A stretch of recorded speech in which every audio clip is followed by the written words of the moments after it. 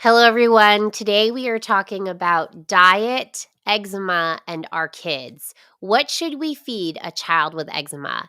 And we're talking about a complete guide today that we actually published on our blog that you can access if you go to cleanbody.health/blog. And we're talking about all the way from infancy to the teenage years. What are the things you should be thinking about? How do you optimize nutrition for someone with eczema? And I'm joined today by Tori. Tori is a clean body practitioner, eczema expert, and she's also a nutrition specialist as well too. So this is like her alley, up her alley, and we're gonna pick her brain today and really understand what we should be doing with our children with eczema. So thank you, Tori, for joining us today. Yes, of course. Happy to be here. All right. So we are going to be talking about babies. What do we do? Breastfeeding, formula. How do we introduce solids? What do we think about when we're thinking about introducing allergens? Then we're going to talk about toddlerhood, childhood, and then teens. And then we're going to open it up to any questions that you all have. Okay. And with what Tori and I do in our practice with the clean body method, we're always trying to figure out what's the root cause of the problem. Today, we're really picking apart that nutrition factor root cause. And this is a big one. This is one of our top 6 root causes for eczema, something having to do with nutrition. And this also ties into the gut imbalance root causes like microbiome imbalances, which of course diet can have a role in that, and then leaky gut as well, which diet can absolutely have a role in leaky gut. These are all the root causes of eczema, and that's why nutrition is so important, okay? Now, where do we deal with nutrition in the clean body method? In the optimize your pillars part. Food is one of the most important pillars that we really support our patients on. And so when we get started with a client who has eczema, kid or adult, we are always looking at the diet first. Your nutrition is something that you're putting in your mouth potentially 3 to 5 or even more times a day. And so you can either be giving your body medicine in the way of food, or you can be giving your body poison. And it's not necessarily good or bad, but sometimes for some people, there are some foods that maybe cause inflammation at the current moment. Maybe there are allergens, and there are some other things to consider, like toxins as well too. So we need to think about all of those. So we're going to be really talking about all of the above today. And when we think about feeding kids with eczema, we need to really think about eczema being that alarm system. Eczema is just an alarm, right? It's an alarm that's going off because there is an internal imbalance. What are those internal imbalances? Well, as we said, for root causes, gut health, leaky gut, inflammation, toxins, and then food. And all of these are related to a child's nutrition. Our goal is to nourish the body. And we aren't, I think a lot of people get stuck on like, "Oh, we have to stick to this and it's got to be perfect." And we're really thinking, okay, how do we nourish our kids? How do we nourish our kids so the skin barrier can be strong? How do we nourish our kids so the immune system can work well and the eczema can heal? All right. So, Tori, tell us a little bit about how food choices can really affect eczema. Well, there's a wide reason, I mean, a lot of reasons why food matters so much. You have to think, first of all, nutrients, just the nutrients that we get from our food. So if your child is really picky or not eating the right kinds of foods, like you're going to miss out on a lot of those key nutrients that we need just to build healthy skin or to have a healthy gut. So that's really important. And food, of course, can affect the immune system. So we need, the right nutrients to support a healthy immune system, to strengthen that gut lining and that barrier that we have in our intestinal tract that protects us from pathogens and overgrowth of bacteria and yeast. And then inflammation. So even if your child's eating, clean or healthy food, sometimes there are foods that are still causing inflammation. And so evaluating what they're eating, even if it's a lot of colorful, great foods, it could be some of those foods are causing an inflammatory response for your child at this moment. And we want to heal that, but we want to make sure that we're evaluating if any of those foods are causing a problem. So there's a lot of pieces to look at with nutrition for sure, but the gut health is really where we start for sure. So let's start all the way at the beginning when Mhm. baby, is born. And of course, while baby is inside mommy during Mhm. pregnancy, mom really has to think about her nutrition too. But we're going to start at the beginning of life. So at the beginning of life, what are the options? We have breastfeeding versus formula. And, I know there's a lot of controversy about this. And Mhm. of course, if someone tries to breastfeed and has a difficult time breastfeeding, of course, the option of formula is giving the baby nutrients as well. But there are things that we get in breast milk that we just cannot get in formula. Tori, can you tell us a little bit about what we get from breast milk that, is just potentially not possible to get in formula? Yeah, we just can't recreate it exactly. So formula, like you said, is great if it's a great option if you don't have the option to breastfeed, and some people don't have that option. But if you do have the option to breastfeed and you're able to do that, we have antibodies that are produced by mom. There's prebiotics, there's probiotics, there's certain kinds of fat that are really like designed exactly for your baby. So the mom's body actually makes like a perfect balance, which is really, just part of nature. It's pretty amazing. And then there's all of these immune supporting compounds. So mom's body will actually make what the baby needs to have the right type of immune system for different viruses and things around. So it's really important, if you can, to breastfeed, if it's an option, or you can pump and bottle feed the breast milk, if that's possible, especially if you have a c-section, because the first exposure to having a healthy gut is supposed to be when you go through the birth canal. So if you don't have that through a C-section, then baby's already kind of at a disadvantage there. And so we want to make sure that that baby can get breast milk if possible, to make sure that we just start building that gut in a really healthy way. And we start building the immune system, which is about 80% made in the gut. So that first 1,000 days of life is really, really important to build that in a healthy way. Yes, and we didn't actually realize that there were probiotics in breast milk Mhm. until very recently. There were some studies that were done that showed that there are actual probiotics in the breast Mhm. milk. There are prebiotics called human oligosaccharides, and we can try to give baby these separate, like, we might do infant probiotics, or human oligosaccharides can be in a supplement as well too. But those that are within mom given live via the breast milk is our best option if we are able to do that. And then all these viruses and other illnesses that we've vaccinate against, often mom is able to give baby immune support so that if baby catches, a virus or something like that, mom is actually creating antibodies right off the bat and helping the baby to get through that illness, more easily. So there's so much that is in the breast milk. And we want to think about mom's diet when we're thinking about breastfeeding. And so we want to, if we're working with a baby who is breastfeeding, we also want to think about mom and her Mhm. diet. And that includes things like taking out processed foods, excess sugar. We want to always eat the rainbow. We want to add really good fats like omega 3s. And always, always, always for us at Clean Body, we want to go whole food if we Yeah. can, no processed food if possible, or just really minimal processed food, and really prioritize those high quality proteins. And that's really the first place to start. But if the kid is still having some issues, we could think about temporarily removing certain allergens, like gluten, dairy, eggs, nightshades. And, our goal is to give the most nutrition and also potentially lower inflammation. So, this isn't something that we recommend you do on your own, because we want to make sure your baby is getting enough nutrients, and we want to really make sure that you're not, holding back on any nutrients that this baby should be getting by really eliminating too many foods, which we do often see. So working with someone is really important. Tori, what do you have to say here? What have you seen in terms of moms and breastfeeding and eczema?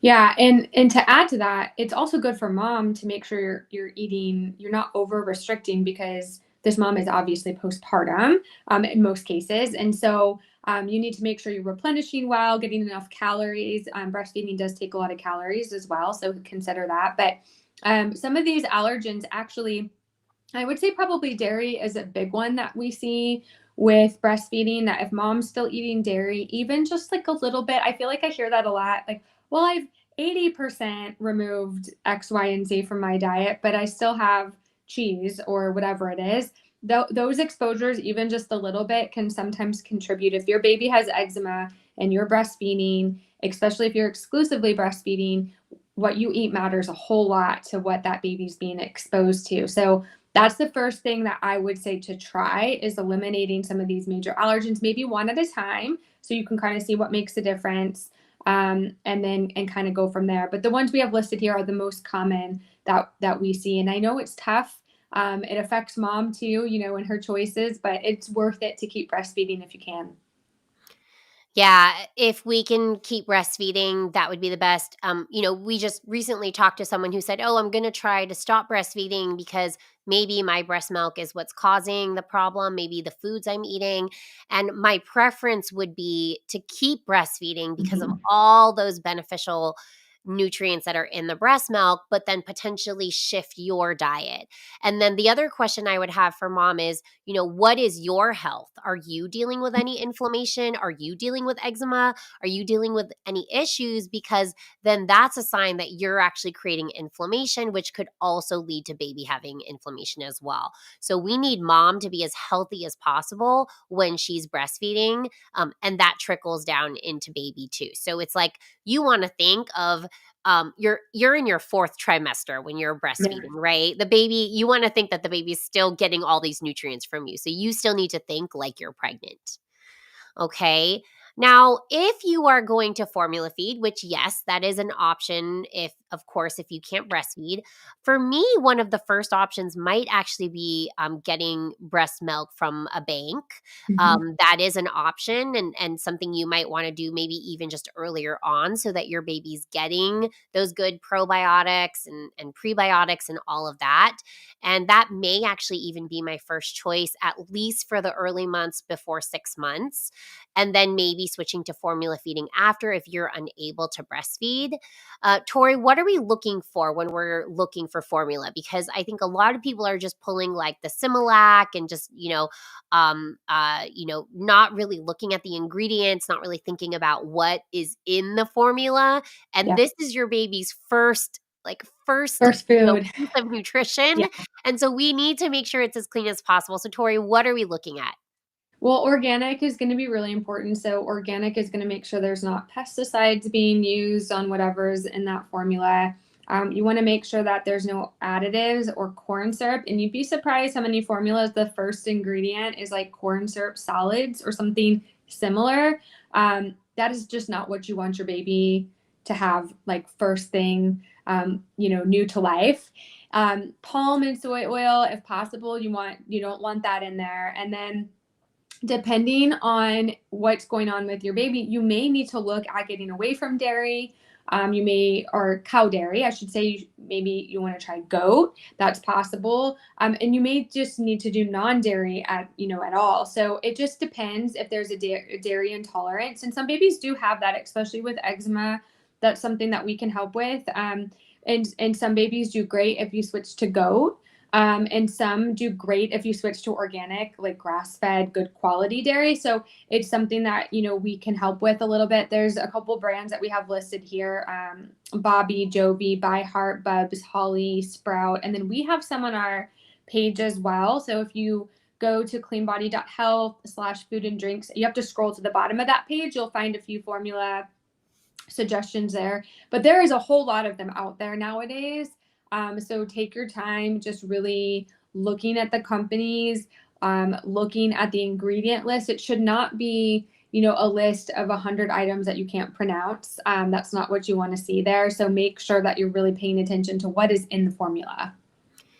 Yeah, you really want to think about everything that your baby is being exposed to, from what you're putting in your baby's mouth to what's in your environment. And today, of course, we're focusing on what you're putting in your baby's mouth. But, really start reading those ingredients. And in general, we'd rather you don't have to read ingredients because you're not Mhm. doing like processed food, right? In general, we would love whole foods. And when you think about formula versus breast milk, you're actually talking about a whole food versus a Mhm. processed food. So our preference is the breast milk, but of course, if you're going to do processed food, there is a way better way to do it, and you can look at those ingredients and at least clean up what's in those ingredients Mhm. as much as you can. Okay. All right, let's move on. So, baby's a little bigger now. Baby can sit up, and it's time to introduce solids. And this can be really confusing for parents who have kids with eczema. It's like, do you introduce the allergens? Do you not introduce the allergens? There were a couple of studies that were done. 2015, there was a LEAP study, EAT study in 2016. The LEAP study tested peanuts, and the EAT study tested the six top allergens. And what we found from those studies is that it can be really important to introduce these allergens early on in a child's life. So, the newest recommendations from your pediatrician are likely, introduce these allergens right when your baby starts eating Mhm. solids. And, for someone with eczema, I'd like to say, okay, let's take a step back. We want to definitely pay attention to these studies and note that, okay, it is important to potentially introduce these allergens earlier so that the body recognizes them. But what Tori and I like to do is take a gut first, Mhm. potentially inflammation lowering approach, especially if a child has eczema. So this is a case by case basis, everyone. This is not something that, like, every child does the same thing. We want to kind of figure out, based on what we know about you, what tests we've done, what the microbiome looks like, what the gut Mhm. looks like, that we want to really make sure that we are focusing on really promoting gut health. And so before starting many foods, we want to continue that breast milk while we're introducing those solids, and clean formula if you're doing formula. And Tori, talk a little bit about meat stock, because meat stock is one of our favorites for one of the first foods that we might introduce. Yeah, so it's not bone broth. I think some people get confused by that. Bone broth actually can be a higher histamine food. So we don't want to start baby with bone broth. But the difference between a meat stock and a bone broth is cooked for a really long period of time, sometimes like 24 hours. It rolls for a long time. Meat stock is cooked for about 2 to 3 hours. Really good quality organic meat sources. So that can be something like chicken, but it can be beef, and as long as it's grass fed, organic, and you cook it, for much less time, and you just take that broth.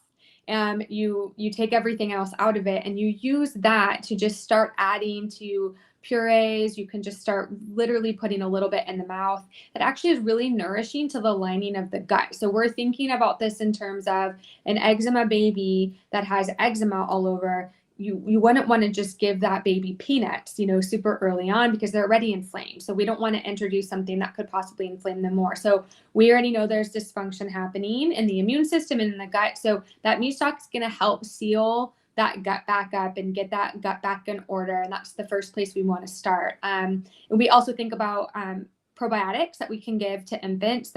Is another way that we can just make sure that bacteria and the microbiome is healthy, and we have all that beneficial bacteria that's supposed to be there. So those are two things you can start pretty early on before you bring in other foods and before you bring in allergens for sure. Yeah, and potentially for an eczema patient, we will want to step lightly with allergens, and that's different from what your pediatrician might be recommending, Mhm. right? And our, the way we're looking at it is let's nourish the body first. Let's give the body what it needs. Let's give the gut what it needs. Maybe this baby was a C-section baby and the microbiome isn't fully developed yet. Let's give things that nourish the microbiome first before adding these allergens.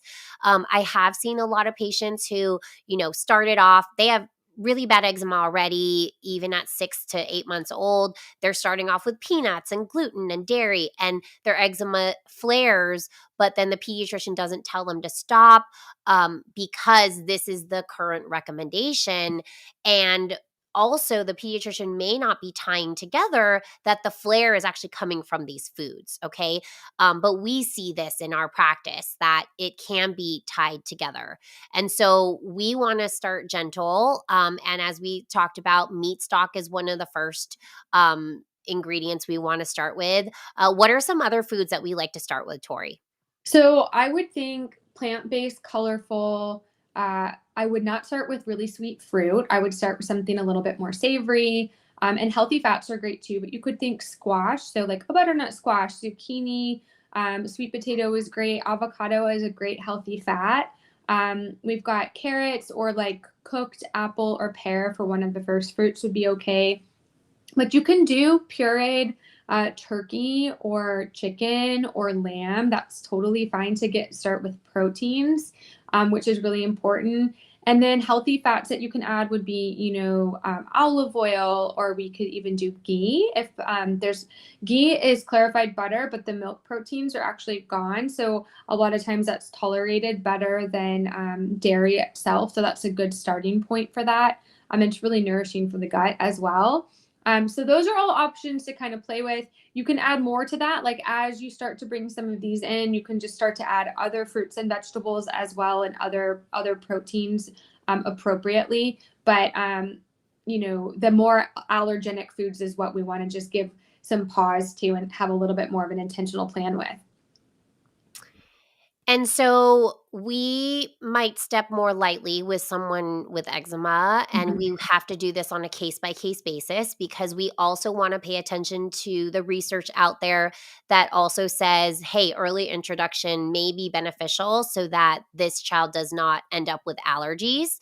So, what we might do is start maybe just a tiny bit later, anywhere from 8 to 15 months, Mhm. with these allergens. And then we're going to go slowly and maybe small amounts. And maybe instead of the full egg, we might go egg yolk first and then egg white. The egg white is often the part that causes more of the allergy response. And then, of course, we want to do the best quality in all these foods because quality does matter. I've had patients who react to just like, conventional eggs, but when they go local organic, they don't react to those eggs. So that could be another, factor to consider is the quality of your food. So we're going organic, right? And then, we want to go grass fed. Dairy and et cetera, et cetera. Then the other thing is, if our goal is to just give exposure to these foods, um, we would say, okay, let's not make this like a staple in the diet. Let's just give a little bit so that the body has some recognition Yep. of these proteins, and so that it doesn't create an allergy response later. And so that's different from like, okay, your child is eating gluten every day, all day, every single meal. That's different from, okay, maybe once or twice a week, we're doing a little bit of gluten, and even the amount of gluten is not very high. And in that way, your child is getting the exposure, but not necessarily getting, so much of a load that may then cause that inflammation that gluten often causes. And then if we are introducing these foods and a flare occurs, we need to watch this really closely. We might pause it. We might lower the exposure to it. And there are other options as well too for desensitization. If somebody has a reaction, we could even go homeopathic. There are homeopathic preparations of these foods that give very, very, very low potency exposure to these foods, which also can potentially help the body to get desensitized and not have have an allergenic response. And so this is why it's so important to work with a practitioner, because this is a lot to juggle on your own. And also when you haven't had the experience of looking at thousands of patients over time and how they respond, it's hard to know if a response is a flare, is it not a flare. Mhm. And so Tori and I spend a lot of time every week looking at people's journals. And in our practice, we have people journal everything they're putting in their mouths. We look at the poops, we look at everything to see, okay, is there a response from this food, or is it tied to something totally different, not even related to diet? Right. Tori, do you have anything to add about allergy introduction? No, I would just say also, just to emphasize what you said about going slow. I think about like little, I mean, maybe not like babies, I guess, but combining some of these at the same time would not be ideal. So, like gluten with cheese, that wouldn't be where you want to start when you're introducing allergens. So you don't want the immune system to be overwhelmed. So I would think about that in terms of, even if, let's say you do egg yolk for a while, it's going well, then, maybe that when you introduce dairy, that it's just by itself, not with the egg that you've already introduced, so that you're just giving the body a little bit of extra care when bringing in new exposures. Absolutely. Now, let's say you're someone who already introduced all these foods at the very beginning, your skin is flaring, etc. We may need to take a step back. So, Mhm. that's something that we decide together, but we have to always make sure that we're nourishing the body. And so, when you work with us, Tori and I will kind of we like to look at all of the nutrients that you're taking in and make sure, okay, if we remove this certain nutrient, are you still getting all the nutrients you Mhm. need? And that is really, really important. I don't want you guys to hear this and then, okay, we got to take out all these Right. allergens now. And you're not thinking about, okay, are we getting all the nutrients? Um, and so those allergens we need to think about might be dairy, gluten, soy, eggs, nuts, citrus, nightshades. And then added sugars, I would say, is not necessarily an allergen, but it is a trigger. Yeah. And that could be because sugar worsens inflammation. It feeds your quote unquote bad bugs. And you might then get a microbiome imbalance that leads to more inflammation. And so sugar is one, maybe not necessarily you would be allergic to, but this is a trigger. And I would say for almost all chronic disease, right? Sugar is a big culprit. And we're talking added sugar. So not necessarily fruits Right. and natural sugars, but these added sugars that unfortunately are, a huge part of our standard American diet. Yep. So let's talk about toddlers now. Tori, tell us a little bit about, what do you normally do with toddlers in our practice who have eczema? Yeah, and toddlers are kind of at that age where they're starting to, temperament plays a big role. And so you're going to have some toddlers that will eat anything that you put in front of them, and others that are going to be very picky about what they will put in their mouth. So we want to focus on just balancing the exposures to different foods that they have. So we need protein. I would say that that tends to be one we see lacking in this age group, is to make sure they get enough proteins, healthy fats. Complex carbs would be things like whole grains or like starchy vegetables, sweet potatoes, butternut squash, that kind of thing. And then lots of colors. We want all the antioxidants from all these different colors. And the more exposure you get at this young age to especially vegetables, most littles will do well with fruit, but get those veggies in at this young age so that they develop a palate for that, so that you're not fighting that later on into childhood and the elementary years when a lot of kids struggle with not wanting to eat certain foods. So start that early. And I would say steering away from sweet fruit snacks, sugary things, where you're creating like a taste for that, so that toddlers are always asking for sweet. And balance is important. That's that last bullet point we have, is balance over perfection, because this age group is not, you can't force it, and so you lead by example, and you are the one shopping, so what you choose to put on their plate. But I think some parents stress about being absolutely perfect. It's not about perfection. It's about making sure that you balance over the course of several days or a week. So just look at the week as opposed to day to day. And Tori has mentioned something twice now, not introducing sweet foods Mhm. early in the food introduction for solids, and then now in toddlerhood. Our kids, like, they'll eat what we put in front of them Yep. and what they see us eating. So we have to first start with we got to eat healthy. We have to be eating the Mhm. rainbow and vegetables and fruits and things like that, and not too much processed food. And also, when we eat sugary stuff, our dopamine is just firing. It's like, yeah, this is great. This is what I Right. want. And so, if you don't feed that early on and your child kind of doesn't, crave sugar, then they won't for, hopefully Mhm. the rest of their lives. And until, they get into school and they maybe start to taste things other kids have, and maybe other kids, obviously, most homes are not paying attention to a lot of this, and so you have their friends eating like Rice Krispie treats and da da da and all that. And that's when they start to, find out, oh, wow, sugar and it tastes really great. But hopefully that doesn't start in your own home and that Yep. you're doing a lot of education there, because your child won't know any different, right? They just know what you're exposing them to. Mhm.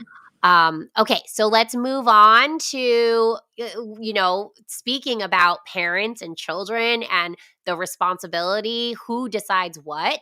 Tori, talk a little bit about this. This is a division of responsibility, right? It's Yeah. not all on the parents because the children's are making some decisions here. So tell us about that. Yeah, and really this is about the parent deciding to adhere to this. So this is from Ellen Satter, so you can learn more about this process if you want to check her out. But the division of responsibility means that the parents decide what is being served. Okay, that includes what is in your house. So we could talk about that as kids grow up until the teenage years.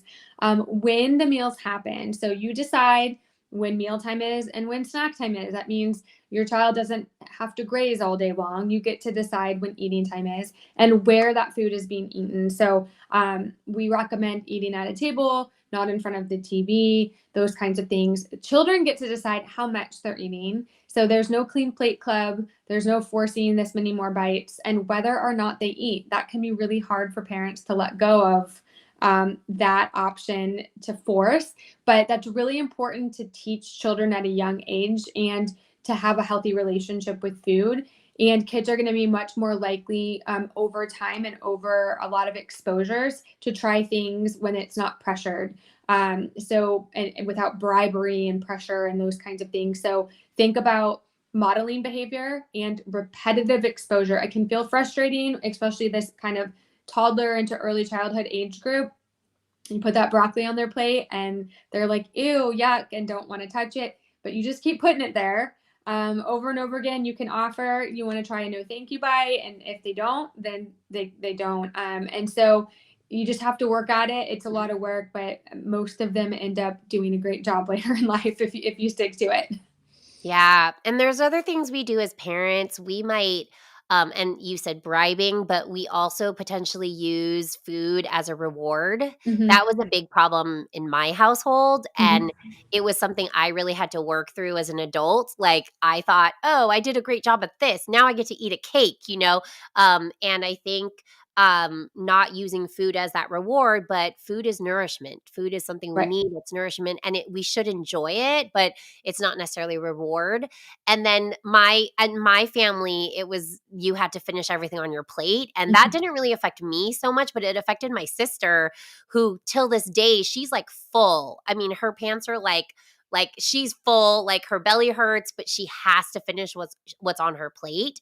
So what we do as parents is so important. It does affect us for a lifetime. Mhm. So I love this division of responsibility, and so important to start it right at the get go, like right when your child starts eating solids. Um, and then, often our kids are not very adventurous. They want to stick to like three different, Yep. if they're going to have vegetables, it's like only broccoli, or they only want mac and cheese or something like that. And we want to encourage adventurous eating. There's actually a really good book. I think it's called like French Kids Eat Everything Yeah. or I know something which like book you're talking that. about. Uh-huh. Yeah, so it's so first off, it was I think it was written by someone who like went to France and saw what the kids do there and was like, wow, that's so different from American kids. If I'm remembering correctly, it's been a while since I read that book, but it was a book that one of my somebody I interned with when I was in med school, who is a pediatrician, recommended to every one of her parents in her practice, because one, French kids, what it says in the book is that they don't snack all the time. Like, Right. they have their main meals that are nice and hearty, full of whole foods. They don't do a lot of packaged foods, not a lot of sugar. And they eat breakfast, lunch, and dinner, and they don't snack all day. So that's one difference. She saw that they didn't snack on, like, crackers and things like that. They had food that was real. And then they ate things like pate. I mean, imagine you're Yeah. like 3-year-old eating pate, and other things that you just wouldn't expect a child to eat, especially in America. You would not expect your child to be eating liver, Right. um, you know, and it's really, again, what we put in front of our kids, like, and what we show them is normal. If we eat those foods, then our kids will eat those foods. Yeah.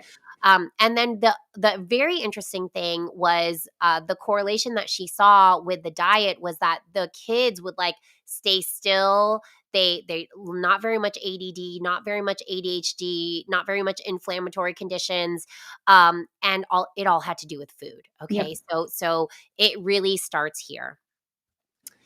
All right. So now we move on to, what are the things that are in our foods, aside from kind of just choosing what foods to eat? What are the ingredients that we need to look out for? So, Tori, what are some additives and things that are in our processed foods that we really need to pay attention to? Yeah, so of anything that has food dyes, like if you see yellow number this and red number that and blue number that, your child should not be eating it. I just saw this the other night at my daughter's basketball game. Literally, toddlers eating candy like Skittles and those kinds of things. Those food dyes are so toxic. There's just no reason a small child should be eating that. So it doesn't mean your child can't ever have a treat. It's just pay attention to the quality of what kind of food you're giving your child. Artificial flavors, there's lots of things with artificial flavorings and sweeteners, so pay attention to that. Preservatives, so things like BHT and BHA, seed oils, which is inflammatory seed oil. So that's pretty much everything processed. I hate to say it, those are in almost everything, especially restaurant foods. That's like sunflower oil, safflower oil, those are soybean oil. Those are all oils that we don't want a lot of exposure to, and they are really inflammatory.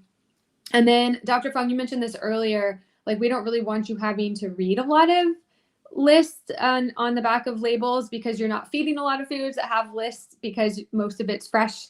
But if you are looking at a list, it should not be super long, and it shouldn't be things that you can't pronounce. So it should be short and simple, a few ingredients, and ideally organic, those kinds of things. So pesticides are going to be in a lot of foods, especially processed foods. So hopefully that helps. I feel like a lot of people know these things, but just don't think about it in day-to-day life, and how it affects you. But your 5-year-old eating Doritos is just, it's not good for you. There's food dyes in there. There's preservatives in there. There's processed food. So there's better options.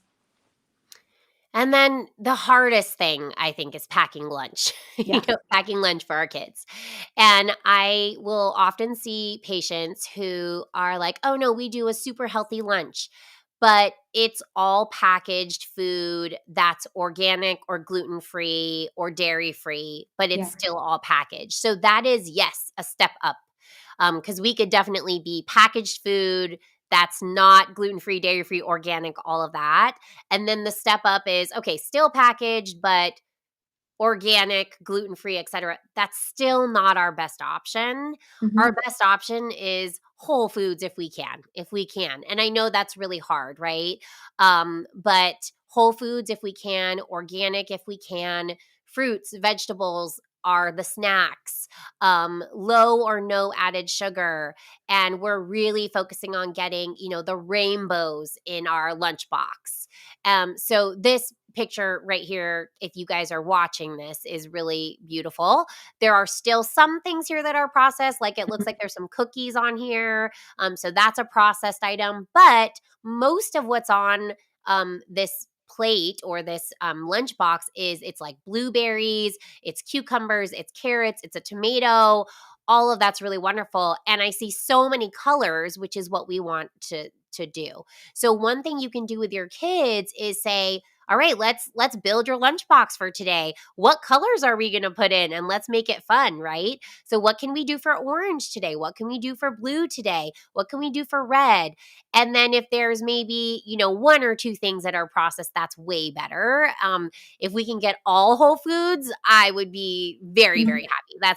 That would be my favorite. But, understandably, that can be hard to do with kids. But again, it's what you show your kids. Like if you show them that, hey, we're going to eat cookies all the time. But if you don't, if you're like, hey, this is what food is like, it's just whole, then that's what they know. Tori, do you have any other recommendations for the lunchbox or snacks? Yeah, what I was gonna say is that I'm sure there's people watching that are thinking, well, my kid's already in school and we've already, introduced foods because I have a 7-year-old or an 8-year-old or a 10-year-old. What do I do? My kid eats a fruit roll up every day at lunch. And if I try to pack this lunch with blueberries and tomatoes, they wouldn't eat it, they just throw it away. So I just want to encourage whoever is out there thinking that we would love to help you, and we won't ask you to go from 0 to 100. We will help you make a manageable plan that gets you closer to that. And change happens over time, and so we can help with that. We can help with recipes and ways to get kids to eat different things, and just encourage that it is possible. We have had lots of families that change the way they're eating successfully. But so no, you can do it. Don't look at this and think, oh, like my kid will never do that. Like your kid can do this. Yeah, absolutely. And speaking of, our kids could be really picky. Yeah. so so what do you do? Like if it's one of these parents, Tori, who just has the pickiest kid Hmm. and they're like, my kid is not gonna eat that Yeah. food. What do you do? I mean, I think there's a handful of ways to deal with it. I would say the number one thing I would say is try not to get emotional about it. I think some parents react emotionally, like they get worked up or frustrated or upset, like in those moments. So try not to pressure. If I know that's harder, to or easier to say than to do. Model the behavior. So the more that you are eating things commonly, your child is going to be more likely to eat those same things. And then try to make meals short, not super long and drawn out. Try repeated exposure over and over again, just similar foods that you put on their plate. I would say curiosity, so getting your child involved so that they're helping to pick out some of these foods at the grocery store. Maybe they're starting to help you cook. They can start that at a really young age. They don't have to be older to help in the kitchen, to help cut things and to help cook. Get them involved in different textures, tastes, and colors, and talk about it. And then just don't give up. If it doesn't happen now, just repeat that over and over again, because as things change, your child will start to get a new normal.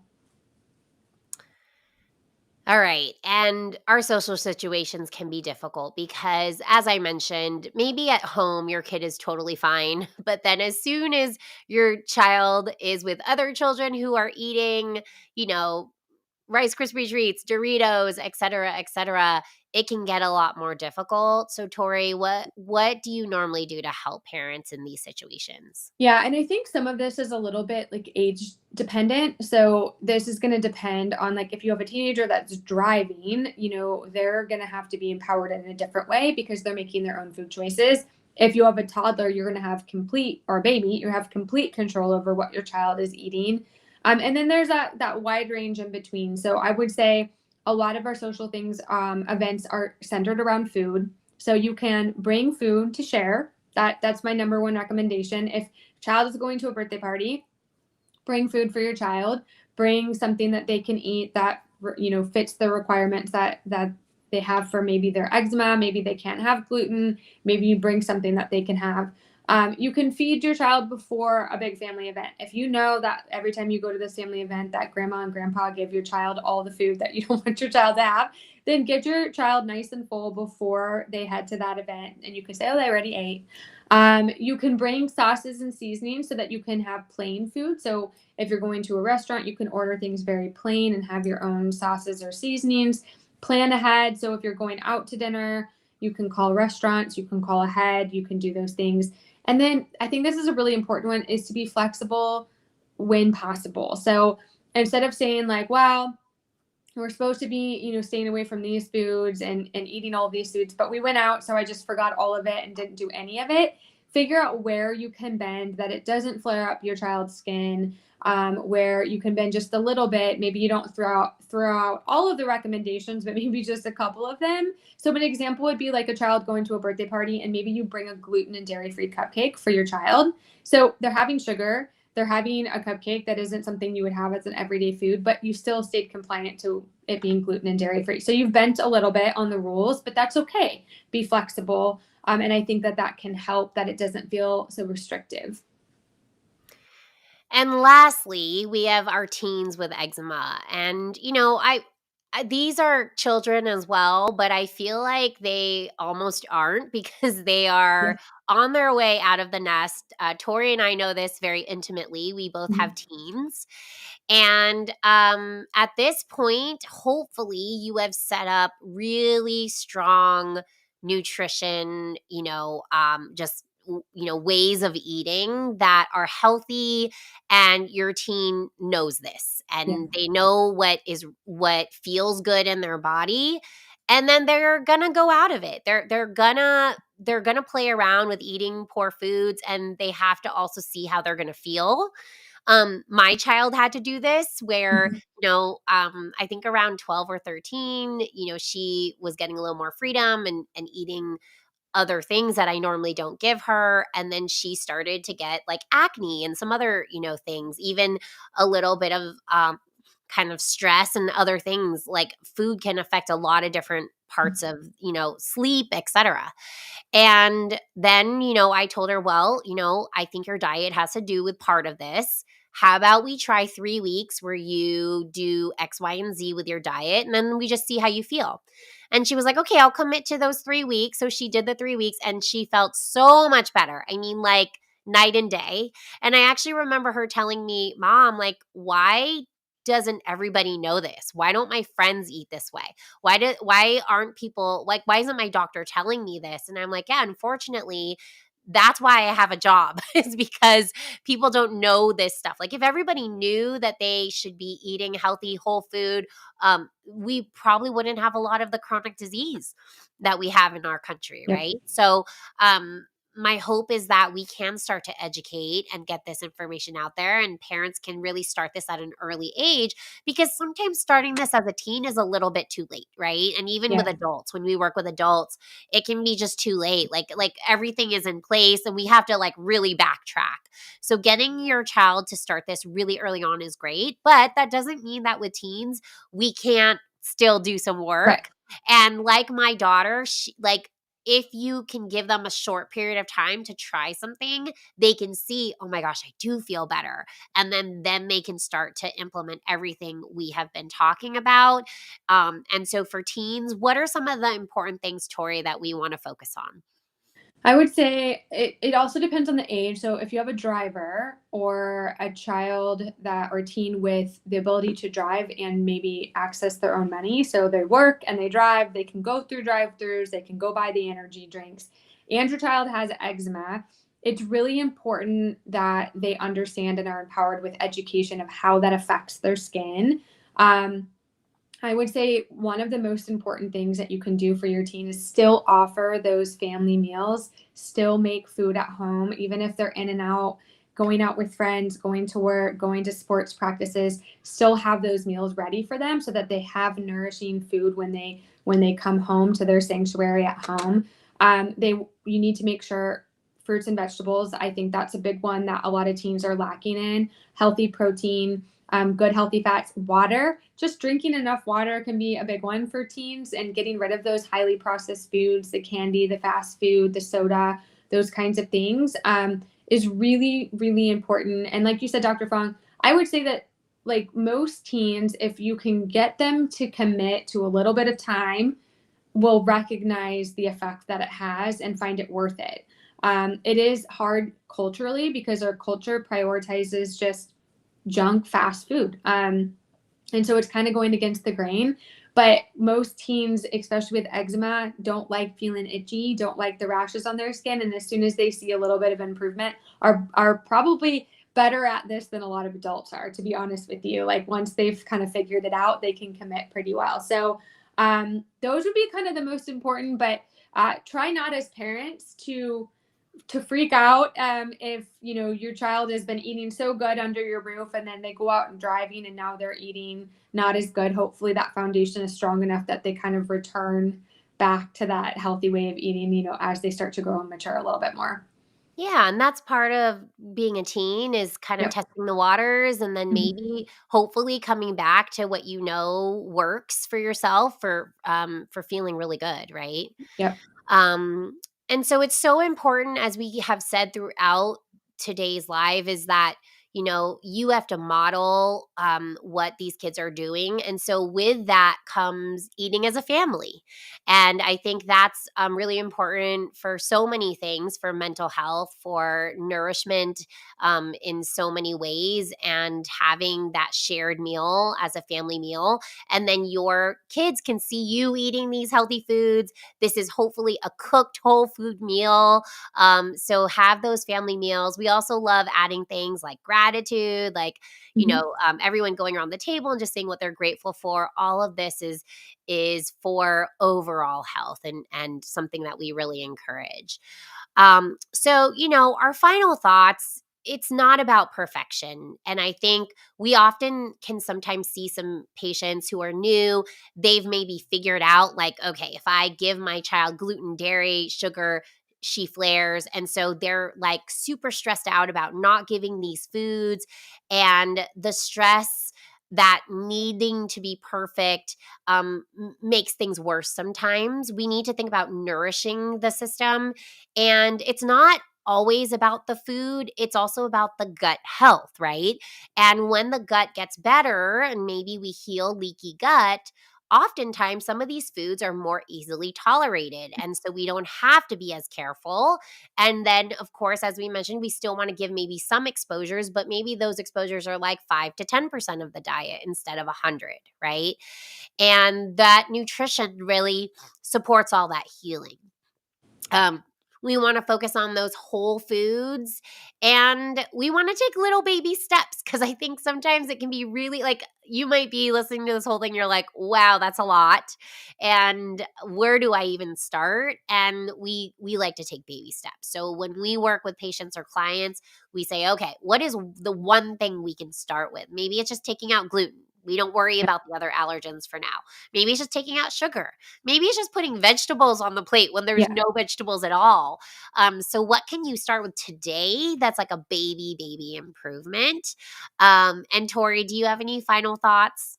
Yeah, I was just gonna say, I think especially with eczema, we do tend to do a lot of eliminations because there can be all these reactions happening because the gut is unhealthy. But if you can change your paradigm of thinking about instead of like, oh, all these things, you can't have this, you can't have this, restrict, restrict, and instead, what can I add? And I can think of a few teenagers that we've worked with this year that one of them just didn't eat breakfast at all, so instead of worrying so much about taking food away, we just worked on adding breakfast and making sure that that was a really strong meal. That was a great first step. So sometimes it's just about nourishing and adding. What can you add? What can you change? Maybe your child eats a fruit roll up every day at lunch and that child is not giving that up right now. That's going to be a fight you're not willing to have. Okay, what can you add to the lunch that's going to be good nourishment? And then eventually we'll get to that place where we can kind of start to pull back on some of those other things. So try not to be discouraged. It's not always about pulling things away. It's about adding good things in. Absolutely. And yeah, I saw a teen this year who was so severe, like couldn't move, couldn't go to school, and I looked at the diet and it was what we call a standard American diet or a Mhm. SAD diet, eating all this fast food, all this fried food, etc. And I said, let's just change that for the first 3 weeks. And then I saw them 4 weeks later and the eczema was completely gone. So, Yeah. food, again, can be medicine, can be poison potentially. And so, and in that case, with all the fried food that that person was eating, potentially that was a little more poisonous for that person. Yep. Okay. So if you are wanting to kind of dive a little bit deeper, we created this holiday eczema healing bundle, which we only have a limited number to give out. But in this bundle, we're doing a gut comprehensive test called a GI map, an eczema evaluation, and 1 month of our eczema membership called Eczema Essentials, where you get access to our course and our weekly call and our weekly update form. And all of this, it's worth about $667. And we're doing it for only $497 until the end of the year. And again, we only have about 25 bundles to give out.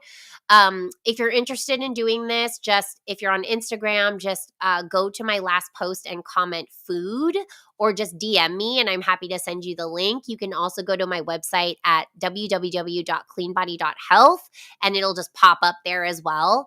And this might be something you want to give to a loved one who has eczema. Maybe you have eczema, maybe your child has eczema. This is a great place to start if you're just kind of like, you know what, I want a little bit of data about my gut. Before I get started on doing anything, I just want that data. Normally, we do eczema evaluations without any testing, but this is an option and a way to kind of get a test and get an evaluation at the same time. So, an interesting bundle that we're doing special for this holiday. So, if you're interested, check it out.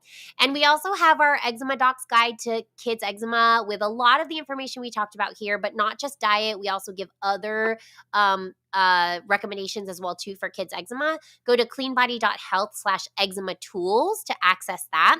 And now this was a long live because there's just a lot to cover in kids eczema. So thank you for those who have stayed here till the end.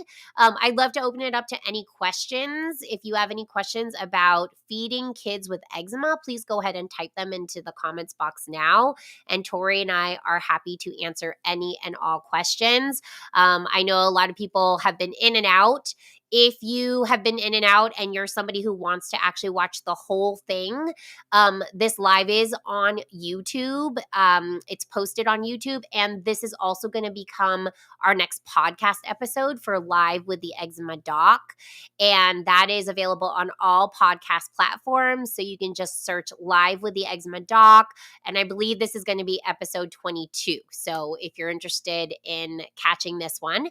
And then finally, we also wrote a blog on all this information. So if you want written information on all of this, go to cleanbody.health/blog, and it's also in our blog. Okay. All right. So if you have any questions about feeding kids with eczema, please go ahead and type it into the chat box now. Again, we're happy to answer any and all questions. And Tori, do you have any other final thoughts to mention as we're waiting to see if there's any questions here before we head out?